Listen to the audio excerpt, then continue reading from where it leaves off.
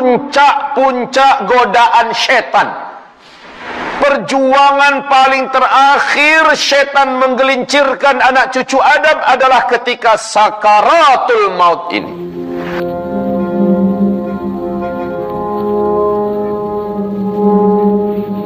Assalamualaikum warahmatullahi wabarakatuh. Alhamdulillah. Alhamdulillahi rabbil alamin. Wal 'aqibatu lil muttaqin. Wala 'udwana illa 'alal zalimin. Ashhadu an la ilaha illallah wahdahu la syarikalah. Wa ashhadu anna Muhammadan abduhu wa rasuluh la nabiyya ba'dah. Qala Allah subhanahu wa ta'ala, ya ayyuhalladzina amanu taqullah wa qulu qawlan sadida yuslih lakum a'malakum wa yaghfir lakum dhunubakum. Wa man yuti'illaha wa rasulahu faqad faza fawzan 'azima. Allahumma arhamna bil Qur'an. Wa qala an-nabiy sallallahu alaihi wasallam, fa inna asdaqal hadithi kitabullah wa khairal hadyi hadyu Muhammadin sallallahu alaihi wasallam wa syarral umuri muhdatsatuha wa kullu muhdatsatin bid'ah wa kullu bid'atin dhalalah wa kullu dhalalatin finnar. Amma ba'du. Ibarat yang kami muliakan, ketika Allah Subhanahu wa taala berfirman, kullu nafsin dha'iqatul maut, setiap yang bernyawa mesti akan merasakan kematiannya. Maka tidak ada seorang pun makhluk di muka bumi ini kecuali dijamin oleh Allah Subhanahu wa taala, kullu man 'alaiha fan wa yabqa wajhu rabbika dzul jalali wal ikram. Seluruh yang hidup di muka bumi ini pasti akan dibinasakan oleh Allah. Yang tetap langgeng abadi, tidak akan pernah binasa, wal awwal wal akhir wal zahir wal batin, hanyalah Allah Subhanahu wa ta'ala. Setiap orang akan mengalami sakaratul maut. Ma'asyiral muslimin yang kami muliakan, Bunda Aisyah, semoga Allah ridha kepadanya, di dalam hadis sahih Bukhari dan sahih Imam Muslim bercerita tentang sakratul mautnya Rasulullah. Keluar keringat dingin dari dahi yang mulia Rasulullah. Pingsan beliau beberapa kali. Kepalanya diletakkan di atas paha Bunda Aisyah. Dikompres wajahnya dengan air hangat. Dikompres wajahnya dengan air sejuk, sehingga Rasulullah terbangun, lalu pingsan lagi. Rasulullah mendoakan, ya Allah, ringankan sakaratul mautku, ringankan sakaratul mautku. Allahumma hawwin alayya sakaratul maut, ya Allah, ringankanlah sakaratul mautku. Rasul saja mengalami sakitnya sakaratul maut. Bagaimana dengan selain Rasul, yaitu kita-kita? Sakaratul maut disebut dengan sakarat, orang dalam keadaan seperti mabuk kondisinya, padahal dia tidaklah mabuk. Wa taran nasa sukara wa ma hum bisukara. Engkau lihat manusia seperti mabuk, padahal mereka tidaklah mabuk. Kesakitan yang dialami dalam sakaratul maut ini, Rasul mengatakan, bagaikan seluruh bumi ini menghimpitmu dari ujung kaki, terus naik ke atas, terus ke atas. Jangankan seluruh bumi kaum muslimin, satu mobil truk, satu mobil tronton saja melindas kita dari ujung kaki, terus naik ke betis, terus naik ke paha, terus naik ke pinggul kita, terus naik ke perut kita, terus ke dada kita. Sakit apa yang tidak bisa dikatakan? Dan itu perlahan-lahan, dirasakan perlahan-lahan. Kaum muslimin yang kami muliakan, nyawa pun dicabut tergantung pada amal yang dikerjakan orang ini semasa hidup. Saya ingin sampaikan tema kita pada subuh hari ini, perjalanan menuju akhirat.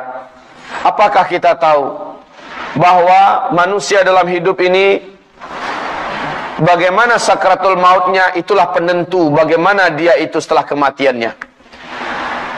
Bagaimana sakratul mautnya, lihat seperti apa nasibnya setelah itu, tergantung pada sakratul mautnya. Jika dia adalah orang yang banyak tabungan ketaatan dan kesolehannya, insya Allah sakratul mautnya indah. Sakratul mautnya akan nampak ciri-ciri husnul khatimah.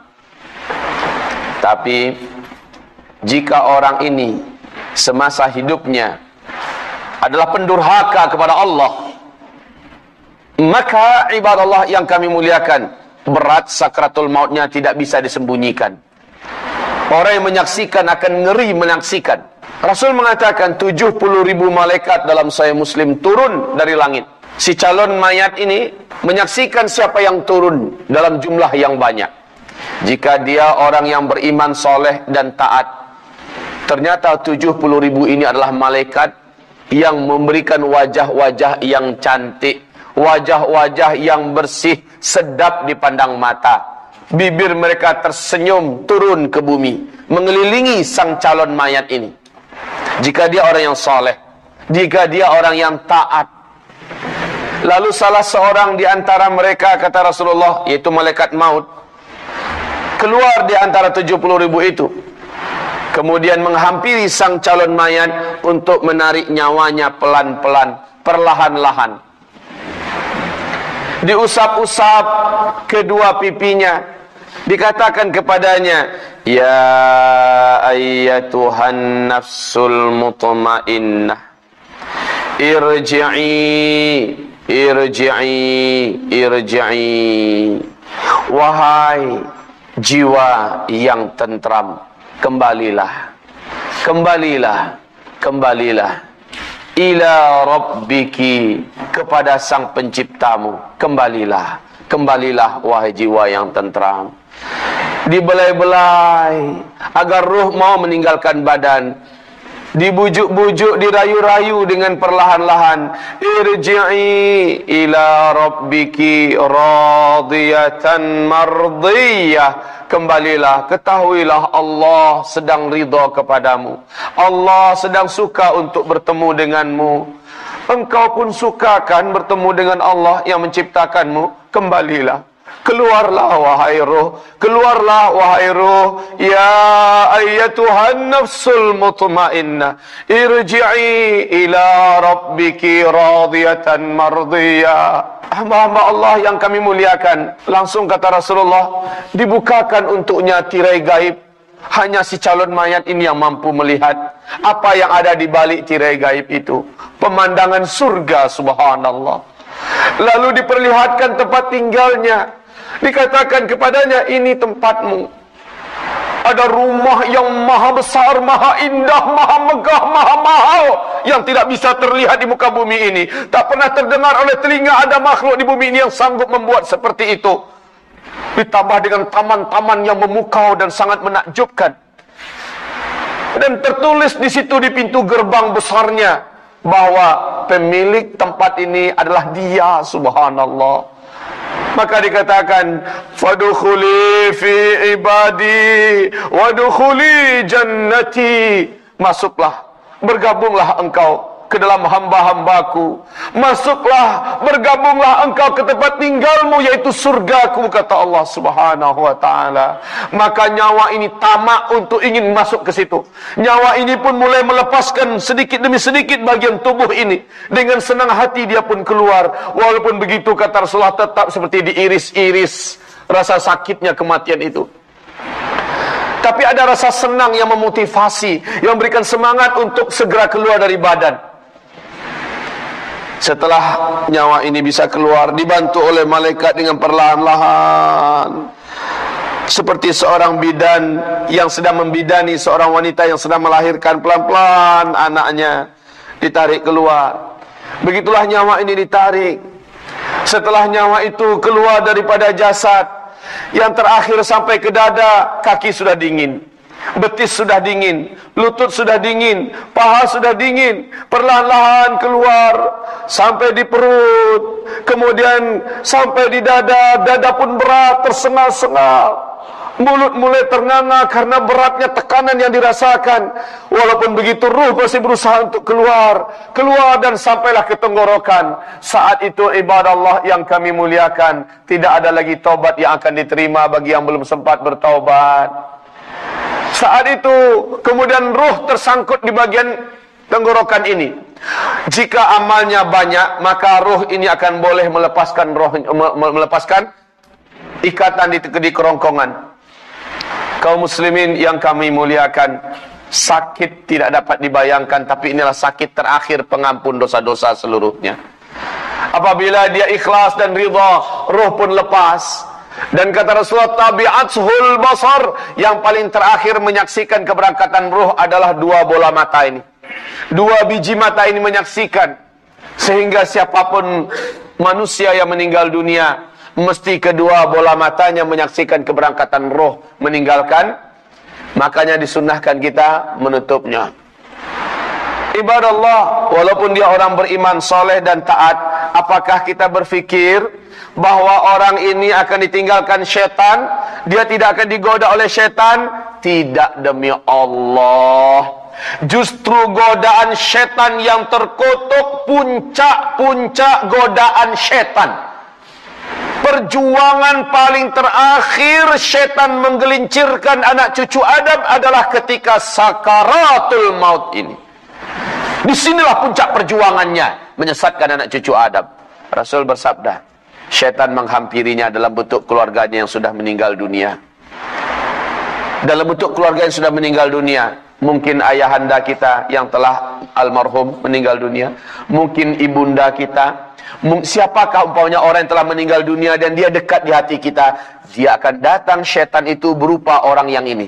Lalu dia membisikkan, Ananda, ayah sudah dulu nak, ayah menantikanmu. Mak sudah dulu nak, mak menunggumu. Mak rindu denganmu Nanda. Nanda, mak sayang kepadamu. Ketahuilah agama yang lurus itu, agama yang benar itu adalah agama Yahudi nak. Masuklah engkau ke agama Yahudi ini. Anggukkan kepalamu, isyaratkan engkau setuju nak. Bagi syaitan itu cukup pak. Kalau dia syaitannya syaitan Nasrani, maka dia akan menggoda nak. Agama yang benar itu adalah agama Nasrani nak. Ayo nak, anggukkan dan isyaratkanlah olehmu engkau setuju dengan agama Nasrani, maka engkau telah masuk ke Nasrani, engkau akan masuk surga nak, engkau akan bahagia semacam emak. Emak dah bahagia sekarang. Emak menjelang akhir hayat juga mengucapkan dan mengiyakan. Itu syaitan kaum muslimin. Sebagaimana Rasul mengatakan, hendaklah ketika si calon mayat sedang sakarat, siapapun keluarga yang ada bacakan surat Yasin wal Qur'anil Hakim. Bacakan ini supaya syaitan tabang ambu, kata orang Padang. Supaya syaitannya pergi menjauh. Ibadah Allah yang kami muliakan, laqinu mautakum la ilaha illallah. Diperintah oleh talqinkan. Saat setan menggoda agar kita kafir kepada Allah, saat itu keluarga kita hendaknya di samping dan mentalkinkan kita kalimat tauhid. Waktu lahir kita diazankan dan diqamatkan, waktu meninggal kita ditalkinkan, supaya kita disambut dengan kalimat tauhid dan ditutup dengan kalimat tauhid. Ini hikmahnya. Setelah itu roh pun keluar. Apabila kita memang orang yang kuat imannya sebelumnya, roh keluar dengan husnul khatimah. Langsung kata Rasulullah, malaikat yang 70.000 tadi memandikan roh tadi dengan air suci yang dibawa dari langit. Subhanallah. Setelah dimandikan dengan sigap dan cepat, roh tadi dibungkus dengan kain yang dibawa dari surga dan disolatkan oleh 70.000 malaikat yang tadi datang bersama dengan malaikat maut. Disolatkan. Ruh tadi disolatkan. Subhanallah. Hanya kita yang tidak boleh menyaksikan dengan kasat mata ini. Setelah ruh disolatkan dan didoakan, 70.000 malaikat ini membawa ruh yang suci tadi ke langit. Roh orang beriman ini dibawa semerbak mewangi ke timur dan ke barat bau ruh yang suci ini. Sampai di langit dunia, kata Rasulullah, gerbang raksasa, gerbang gaib yang ditunggu oleh malaikat penunggu langit dunia bertanya-tanya, wahai rombongan para malaikat, siapa yang kalian bawa ini? Begini harum dan sangat mulia baunya. Maka malaikat-malaikat tadi menjawab, tahukah kalian yang kami bawa ini adalah fulan, lelaki yang beriman, wanita yang beriman. Dia dari keluarga Anu, dari negeri Sarawak. Dia orangnya soleh, dia orangnya taat, kuat ibadah, rajin ini dan sebagainya. Baik pada orang tuanya, santun pada tetangganya, dan memuliakan serta mengasihi anak-anaknya. Suka berderma dan cinta kepada agama, memperjuangkan agamanya, dan seterusnya dan seterusnya. Maka apa kata para malaikat yang menjaga gerbang langit? Kalau begitu, dia boleh masuk. Maka dibukakan. Tapi tolong izinkan kami pun ingin menyolatkannya. Seluruh malaikat penduduk langit dunia membuat soft langsung menyolatkan roh orang beriman yang soleh ini. Masya Allah. Sudahlah 70.000 malaikat tadi menyolatkan di bumi, sekarang dibawa ke langit, malaikat penjaga lapis langit dunia pun ikut menyolatkan seluruhnya. Allah, beruntunglah orang beriman ini. Rohnya disolatkan lagi. Roh ini kembali dibawa beriring-iringan menuju lapisan langit yang kedua, kata Rasulullah dalam Sahih Muslim. Sampai di lapisan langit kedua, terjadi dialog dengan malaikat penjaga gerbang langit kedua seperti di langit pertama. Kemudian para malaikat lapis langit kedua pun minta izin agar mereka diizinkan menyolatkan roh ini. Allah, disolatkan lagi. Sampai lapis langit yang ketujuh, seperti itu seluruh kisahnya.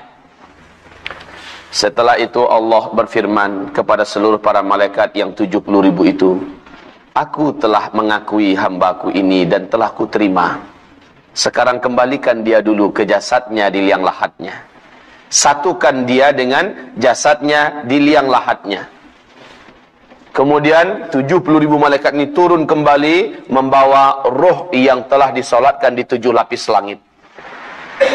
Roh ini dibawa beriring-iringan dengan jenazah yang sedang dibawa ke pemakaman. Di sini salah satu rahasia kenapa Rasul mengatakan segerakan menyelenggarakan jenazah. Segerakan. Supaya nanti ketika jenazah dibawa, malaikat juga sedang turun membawa rohnya kembali. Jika tidak, lama lagi nunggu anak dari Kuala Lumpur datang, nunggu dari Jakarta, nunggu dari Amerika, sehingga ditunda dulu sehari, ditunda dulu semalam. Ini zalim kaum muslimin, zalim. Ya, Rasulullah mendidik dah. Dan para sahabat sudah faham dengan pendidikan Rasulullah ini. Meninggal malam selenggarakan, malam juga dikuburkan. Sehingga di waktu pagi Rasul merasa kehilangan dengan salah seorang sahabat. Mana si fulan? Kok enggak nampak? Apa kata para sahabat? Ya Rasul, malam tadi selepas kita sholat Isya, agak larut sedikit malam, si fulan ini meninggal ya Rasulullah. Terus lalu kami mandikan, kami kapani, kami sholatkan dengan jumlah jemaah yang ada, dan kami kuburkan langsung malam tadi.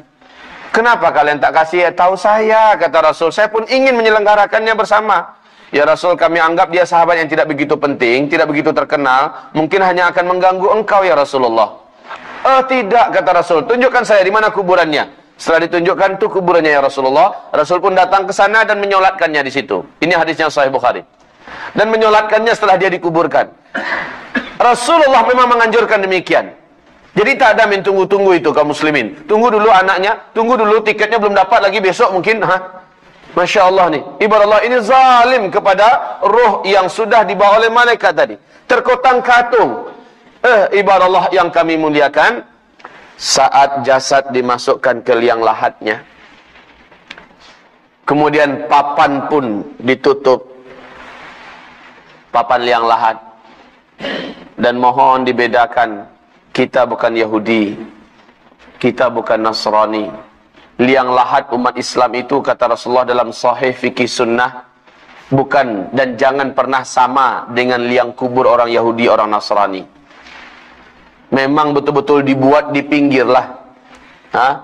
Ini kedalaman 2 meter, ya kan? Ini kedalaman 2 meter, gali liang lahatnya di pinggir ini. Yang namanya lahat itu adalah menyamping ke dalam, itu namanya lahat. Ya. Kalau dibuat di tengah macam itu, ini seperti ini, kemudian dibuat lagi seperti ini, baru taruh mayat sini, ini meniru Yahudi dan Nasara. Kalau kita buat lahat, saya tak tahu di Malaysia macam mana. Yang disebut maksud dengan lahat itu.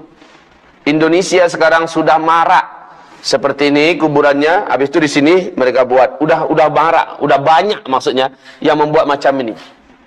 Dan ini bukan cara Islam. Yang cara Islam itu masukkan ke samping, baru nanti disusun dengan papan menutupnya, baru ditimbun dengan tanah. Insyaallah di sini macam itu juga kan? Alhamdulillah. Kaum muslimin khaliful yahud wan nasara fi kulli syai', kata Rasulullah. Selisilah oleh kamu, mesti berbeda kamu dengan orang Yahudi dan orang Nasrani dalam segala hal.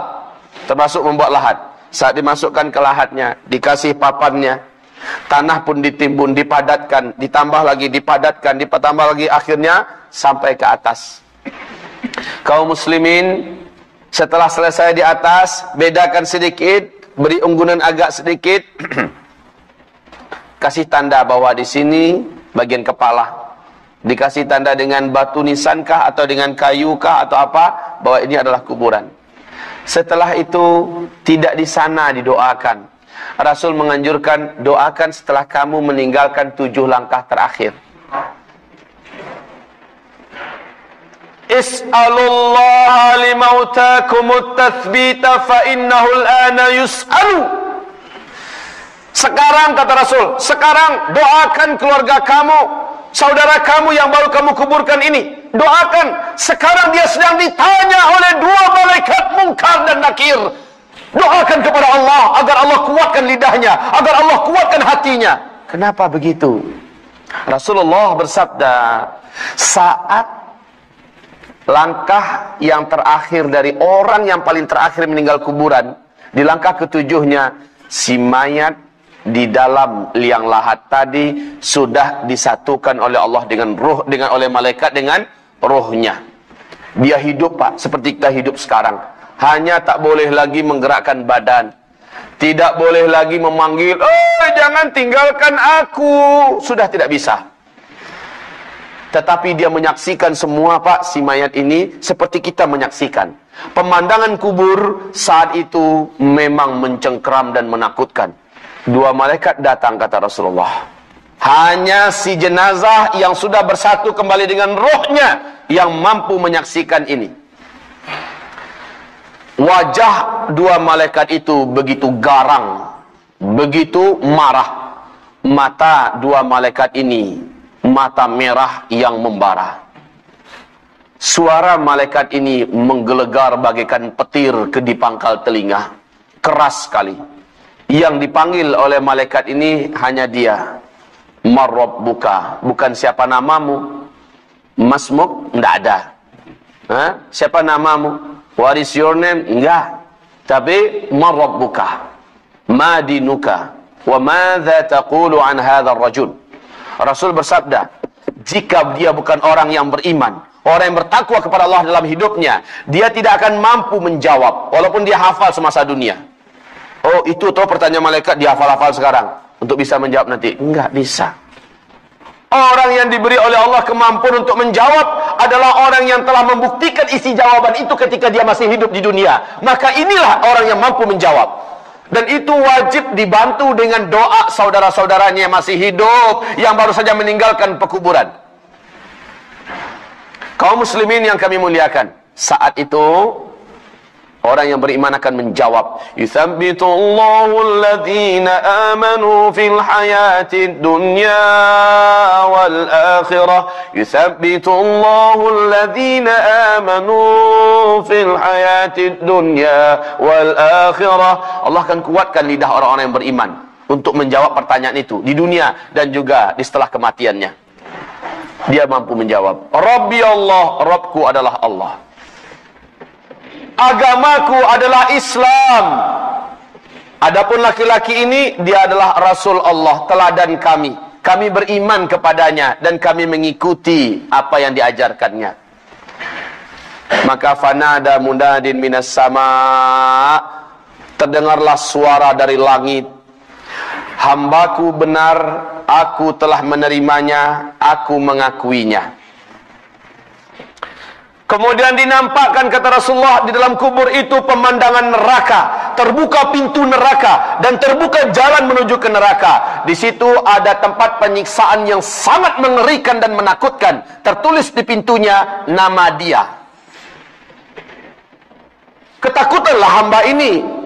Ketakutan. Siapa yang tidak takut? Ada tempat penyiksaan di dalam neraka. Di situ tertulis atas nama dia. Umpamanya namanya Fadlan. Ada yang nama Fadlan di sini? Enggak. Zulkifli saja. Zulkifli Muhammad Ali. Biar tidak ada yang tersinggung. Zulkifli Muhammad Ali. Kemudian tempat itu disegel, ditutup. Kemudian apa kata malaikat Munkar dan Nakir? Mestinya di sini tempatmu jika engkau dulu di dunia durhaka dan durjana kepada Allah, bermaksiat kepada Allah. Tapi Allah telah menutup ini selama-lamanya buatmu. Ditutuplah pintu neraka itu dan dihilangkanlah jalan menuju ke sana. Legalah roh ini, legalah nyawa ini, dan si jasad pun merasa tenang. Kemudian dibukakan pemandangan yang lain. Ini dia yang waktu akan meninggal dunia dia lihat. Pemandangan yang luar biasa indahnya. Terbentang jalan yang begitu menawan menuju ke sana. Dan tertulis namanya, dia penghuni tempat itu. Maka dia segera bangkit untuk menuju ke sana. Ditahan oleh malaikat. Mau kemana? Mau ke situ, ke tempat saya. Nanti Allah menjanjikan kamu akan memasukinya, tetapi setelah kiamat. Kiamat dulu Pak ya. Tunggu Pak ya, sabar. Lalu saya gimana? Ada tempat spesial disiapkan oleh Allah untukmu, yaitu di taman surga. Belum boleh masuk surga, main-main di tamannya aja dulu ya. Sabar ya. Dibawa lah. Akhirnya Rasul mengatakan, al-qabru rawdatun min riyadil jannah. Kubur itu bagi orang yang beriman dan bertakwa menjadi satu taman di antara taman-taman surga. Dia tidak lagi sedih, dia tidak lagi takut, dia tidak lagi cemas. Dia sudah selamat sudah. Siapa yang selamat di alam kuburnya, maka dia pasti selamat buat selama-lamanya. Siapa yang celaka di alam kuburnya, dia tidak akan selamat setelah itu. Orang ini pun dibawa ke a'la illiyin, tempat ruhnya orang-orang yang soleh. Bergabunglah ia dengan sebelumnya. Ayah, oh Ananda, alhamdulillah Ananda selamat bergabung dengan ayah. Bertangis-tangisanlah sang ayah dan anak yang bertemu di alam barzakh. Ternyata tempat mereka sama, di a'la illiyin, di raudhah min riyadil jannah. Allahu akbar. Oh Ananda, alhamdulillah keselamatan. Begitulah pertemuan antara ruh nanti di alam barzakh. Tapi yang memilukan hati adalah, karena tempat ar-ruh itu hanya dua, di a'la illiyin, di langit sana, di taman-taman surga, atau di asfalas safilin, di dalam perut bumi, lubang penyiksaan, satu lubang di antara lubang-lubang neraka. Apabila dia ternyata pendurjana di muka bumi ini, kalaupun dia beramal, dia ria karena manusia tidak ikhlas, pemalas dan suka berbuat dosa. Ibarat Allah, tempatnya di asfalas safilin, hufaratun min hufarin niran, satu lubang di antara lubang-lubang neraka. Sampai dia ke sana, meninggal tetangga. Ini umpamanya, dengan ini Bapak Ahmad, ini Pak Fadlan. Bertetangga mereka di dunia. Beliau sudah meninggal dunia, dan beliau menyusul. Setahun kemudian menyusul. Ternyata karena mereka sama-sama soleh dan taat di kehidupan dunia, ketemunya di a'la illiyin. Bersalam-salaman dan bertegur sapa. Rasul menceritakan dalam hadis-hadis yang sahih, berceritalah, gimana ketika kamu meninggal dunia? Anak-anak saya ketemu oleh kamu. Iya, iyalah ketemu. Gimana? Wah, anakmu soleh, taat, beriman, segala macamnya. Alhamdulillah, kata beliau, alhamdulillah ya Rabb. Ya Rabb, terima kasih engkau telah memberi kepada anak hamba keistiqomahan. Istri saya bagaimana? Nah ini, istri kamu udah nikah dengan orang lain. Oh, enggak apa-apa. Soleh kan suaminya? Iya, alhamdulillah. Karena nggak ada lagi kesedihan, Pak. Orang yang sudah masuk alam barzakh, nggak ada lagi kesedihan. Hah? Oh, istrimu sekarang masih menjanda. Cuma ada sih yang lagi dekat-dekat sama dia, gitu kan, pamannya. Nah, kaum muslimin, yang sedihnya, Anak saya nomor 2 gimana? Kamu ketemu nggak? Loh, kamu nggak tahu ya? Anak kamu yang nomor 2 kan udah meninggal 3 bulan yang lalu. 3 bulan yang lalu. Dilihat daftar di alam barzakh sana. Didatangilah malaikat yang menjaga nama-nama orang-orang yang sudah masuk ke alam barzakh di a'la illiyin. Nggak ada nama anak itu. Maka menangislah sang orang tua, ternyata pasti anaknya masuk ke asfalasa, berarti dia bukan termasuk anak yang beruntung. Iya, dia semasa saya hidup aja dia jahat pada kami kedua orang ibu bapaknya. Dia suka mempermainkan sholat segala macamnya. Sekarang dah mati anak saya. Udah, ya Allah. Sudah. Kaum muslimin yang kami muliakan, masuk ke dalam asfalas safilin. Na'udzubillah. Bercerita. Nanti yang ketiga Pak Fadlan nyusul meninggal 3 tahun yang kemudian. Kedua bapak ini, Pak Muhammad dengan Pak Ahmad, bercerita pula. Beliau mengatakan, bagaimana dengan istri saya? Istrimu sekarang sudah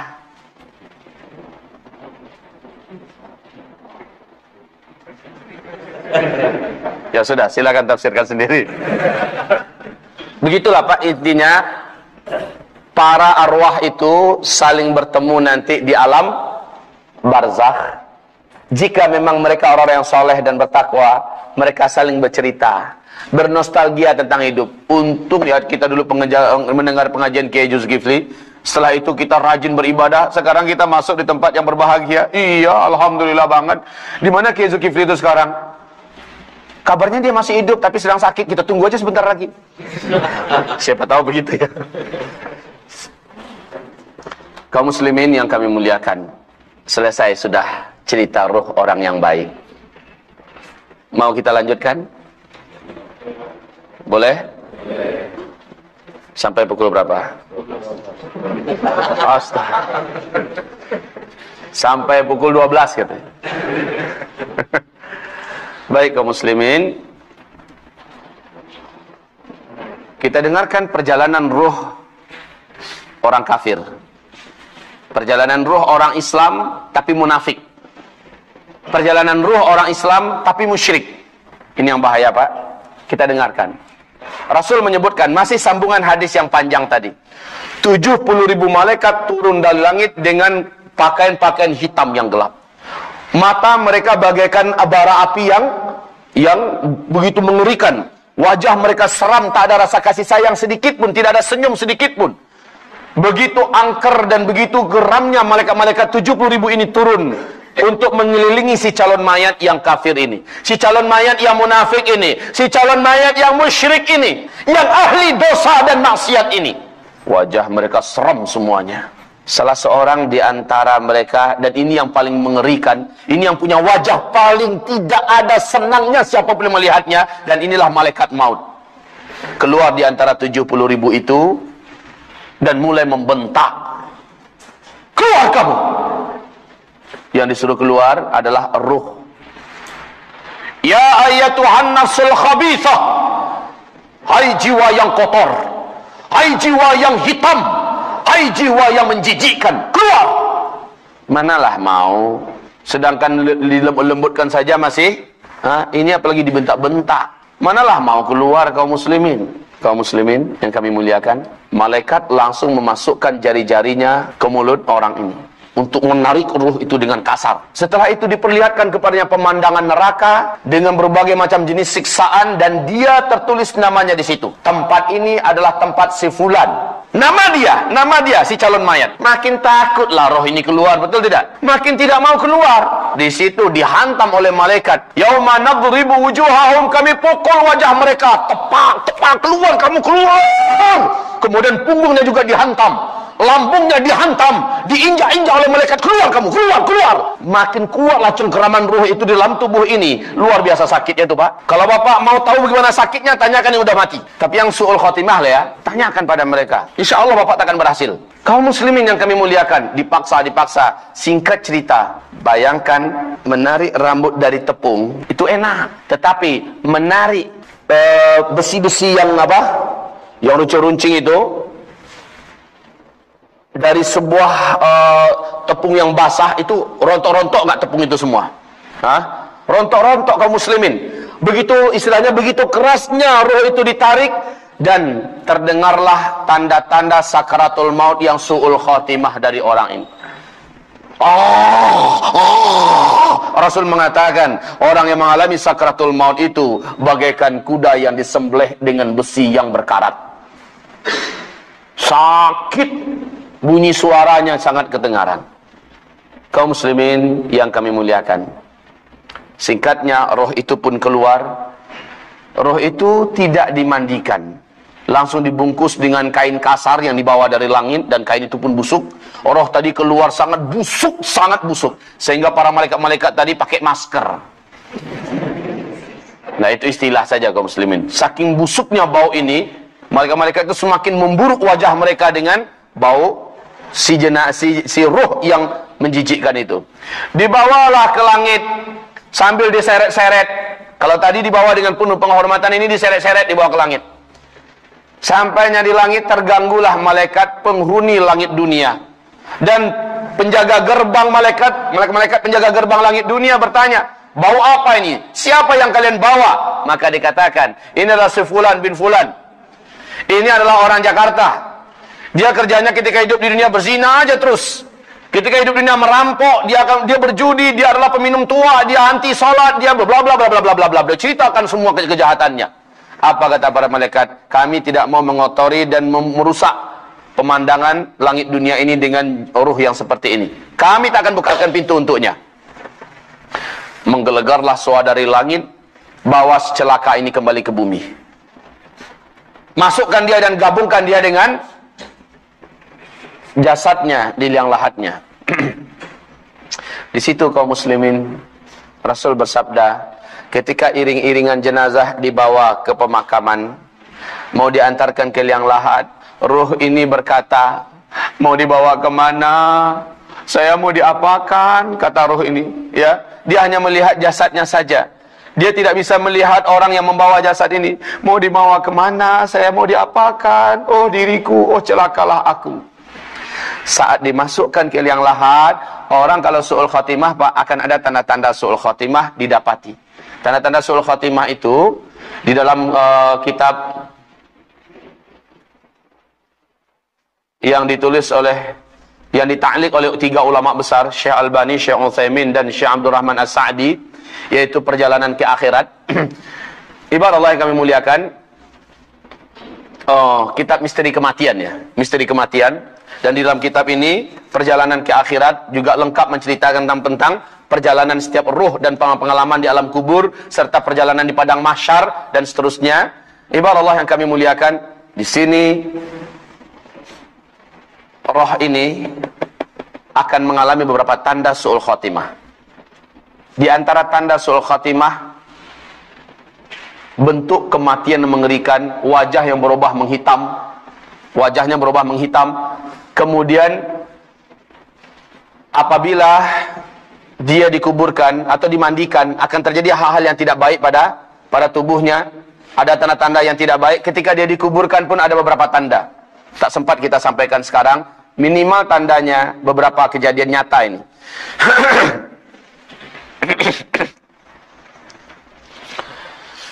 Seorang pemuka agama di Kabupaten 50 Kota di Sumatera Barat.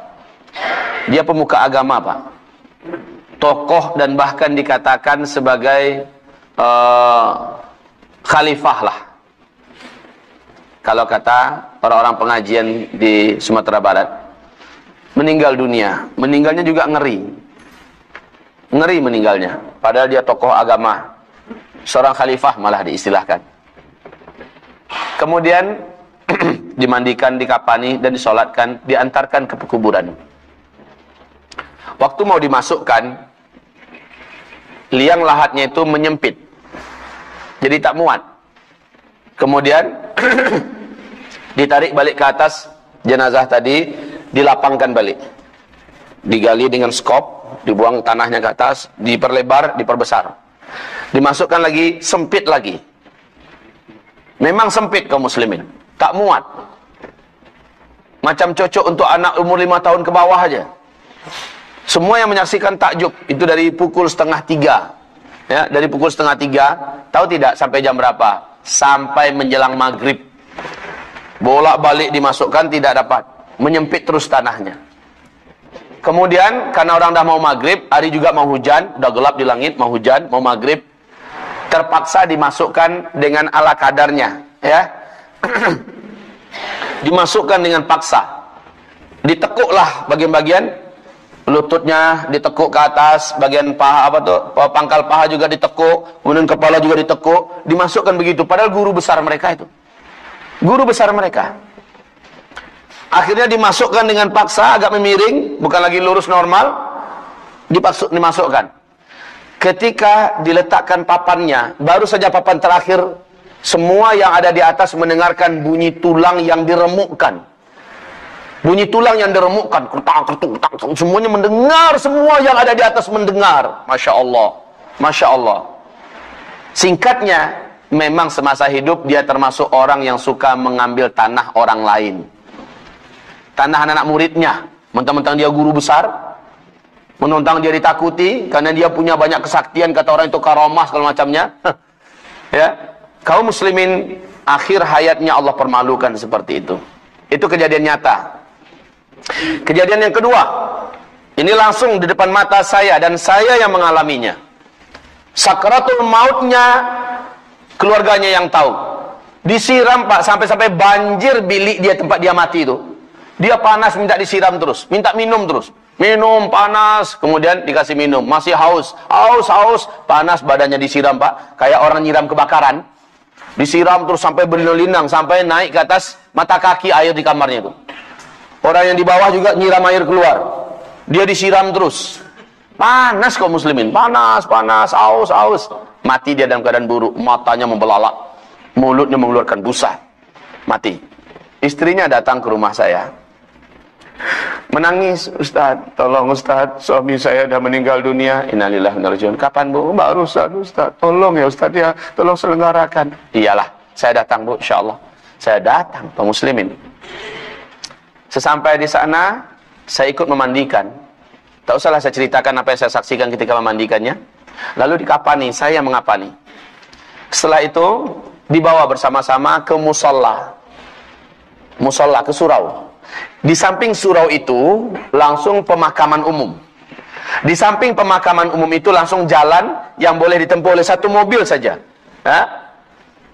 Di samping jalan itu sawah ke bawah kira-kira 3 meter tuh sawah tuh. Sawah, udah terbayang kira-kira. Musola, kemudian pemakaman, jalan, sawah. Oke? Saat dia diantarkan ke pemakamannya,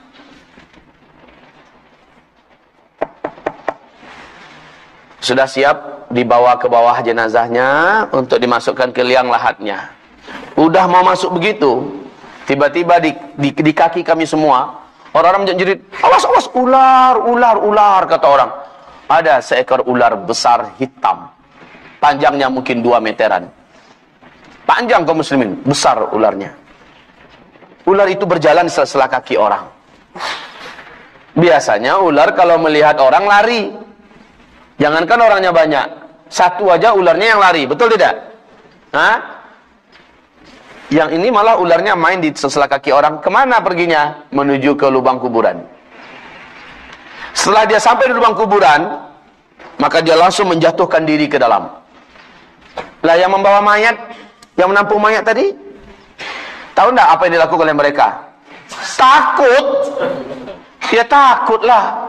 Masa ular masuk ketawa mereka? Hehehe, nggak ada itu. Takut semuanya.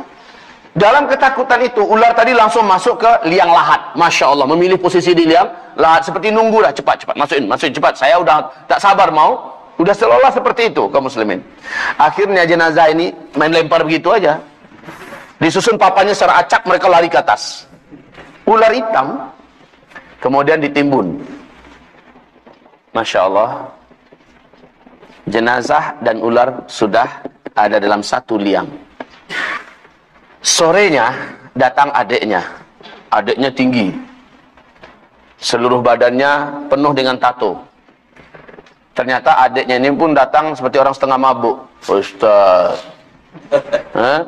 terima kasih Ustaz sudah menyelenggarakan kematian abang saya. Dia kasih saya amplop. Nih Ustaz. Apa ini saya bilang kan? Ini tanda terima kasih kami ya Ustaz. Dia memang pimpinan Samseng lah. Iya Samseng. Pimpinan Samseng dia. Saya katakan, ambil balik ini. Kasih sama anak-anaknya. Anak-anaknya lebih berhak menerima ini. Allah, kami segan sama Ustaz. Nak ada segan-segan, bawa aja pulang. Makasih Ustaz. Tapi Ustaz, abang saya itu matinya dalam keadaan mabuk Ustaz. Ulalah, matinya dalam keadaan mabuk. Man laqiyallaha wa huwa mudminul khamri mata wa huwa alaihi ghadban, kata Rasulullah. Siapa yang meninggal dunia sementara dia masih mencandu khamar, Allah murka kepadanya. Besok paginya, lah ini yang menakjubkan. Besok paginya, Masya Allah, tetangga yang pas di depan rumah saya itu pukul 10:30 teriak-teriak menggedor pintu rumah saya. Ustaz, buka pintu. Ustaz, buka pintu. Macam apa saja, kayak rumah kebakaran. Saya buka pintu, Waalaikumsalam. Ada apa? Ustaz, saya baru lewat dari kuburan Ustaz. Ya, kuburan yang itu. Memangnya ada apa? Biasa, Pak. Tetangga ini, dia yang membuat tempe. Tahu tempe kah? Dia buat tempe, dia membuat tahu. Biasanya pukul 4 subuh, belum subuh lagi dia udah berangkat menuju ke pasar, bawa itu untuk dibagi-bagi sama pedagang lain. Kemudian pulangnya dia jam 9, jam setengah 10 sudah pulang naik bendi. Bendi adakah di sini? Dokar, saldo, apa? Nggak tahu. Kuda yang pakai bawaan rodanya 2 dari kayu itu. Delman, apa namanya? Ya sudahlah, pokoknya paham.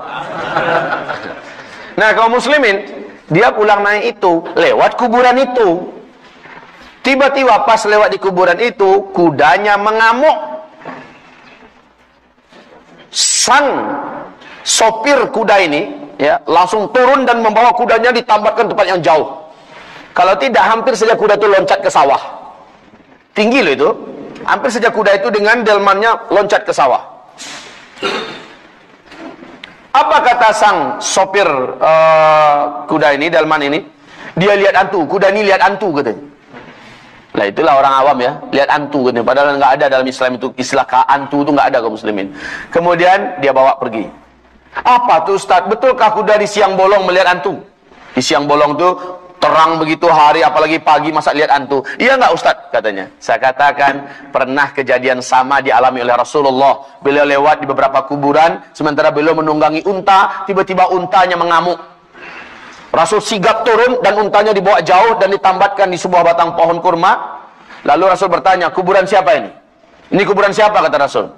Salah seorang sahabat menjawab, saya tahu ya Rasulullah, yang itu kuburan Fulan bin Fulan dari kabilah Anu, dari suku Anu. Yang satu lagi ya Rasulullah, itu kuburan Fulan bin Fulan dari kabilah Anu, dari suku Anu. Innahuma yu'adzabani wa ma yu'adzabani min kabir. Mereka sekarang ini dua-duanya dalam kubur ini sedang diazab, padahal itu waktu duha. Itu waktu duha. Mereka sekarang ini sedang diazab, wa ma yu'adzabani min kabir. Bukan karena dosa yang sangat besar mereka diazab, tapi mereka diazab. Amma ahaduhuma, salah seorang di antara mereka disiksa karena ketika hidup di dunia kencing dia. Loh, kita kencing semua nih. Pipis, buang air kecil, tapi dia terbuka dari pandangan umum. La yastatiru min baulih, dia tidak menutup diri ketika buang air kecil. Satu, yang kedua, dan dia tidak memberi pembatas antara dirinya dengan tempat dia membuang air kecil itu. Karena Pak, kalau langsung nembak ke lantai, maka percikannya akan kena ke la yastanji min baulih. Dia tidak bersuci dan dia tidak pakai pembatas, dia terbuka dari pandangan orang. Jadi maaf nih, orang-orang yang pipis yang suka nembak dinding, suka nembak batang pohon, ban mobil, ini orang-orang yang harus diberi ilmu tentang ini. Kasihan Pak, kasihan. Kalau ada anak keluarga kita macam-macam yang buat macam ini, mesti kasih tahu nih apa yang terjadi di zaman Rasulullah SAW. Rasul mengatakan orang ini akan disiksa dalam kuburnya. Otomatis sholatnya tak akan diterima karena ada pipis yang menempel dan jatuh-jatuh ke celananya. Berapa banyak sholat yang dia tinggalkan karena punya kebiasaan yang jelek ini. Yang kedua kata Rasulullah, yamshi fin nasi bin namimah. Kerjaannya semasa hidup di muka bumi suka mengadu domba orang, membuat orang yang mesra jadi membenci, membuat orang yang berteman menjadi saling bermusuhan, suami istri jadi bercerai, membuat ulama difitnah lalu masuk penjara dan segala macamnya. Ini orang-orang yang macam ini disiksa. Selanjutnya ibarat Allah, ruh itu dimasukkan ke liang lahat, bersatu dengan jasadnya. Dua malaikat mungkar dan nakir datang kepada roh itu, bertanya dengan pertanyaan yang sama, suara yang menggelegar saat itu karena dia tidak punya amal yang cukup di dunia. Maka dia tidak mampu menjawab dan memang tidak bisa dia menjawab. Lidahnya berusaha untuk menjawab apa yang mungkin sudah dia kenal dan dia dengar ketika di dunia. Tapi kata Rasulullah dalam hadis itu bahasanya cuma begini.